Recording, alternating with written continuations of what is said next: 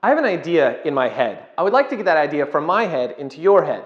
Now, I can't just hook up a USB cable between brains yet, so here's what I'm going to try to do. I'm going to move the diaphragm of my chest out. That'll increase the volume of my lungs and decrease the pressure. That'll cause the gas I'm standing in to flow into my lungs. And then I'm going to push that gas out of my lungs. And then as I do so, I'm going to change the tension in these little membranes in my throat called vocal cords, and I'm going to move my mouth, my tongue, and my lips in a way that'll cause very slight changes in pressure in the gas in front of me. That slight change in pressure will cause the gas molecules to push on their neighbors, they'll push on their neighbors, and they'll push on their neighbors.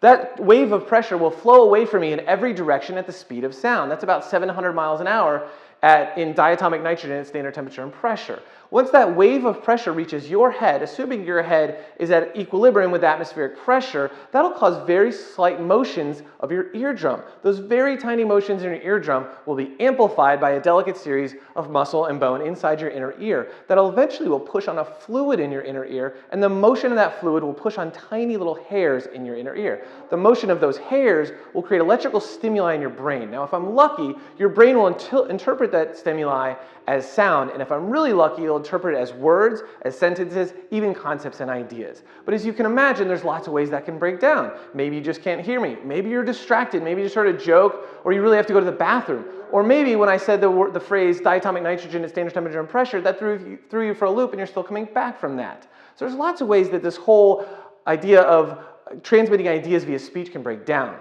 I'm a teacher. I've spent my entire career trying to do more of this with less of this.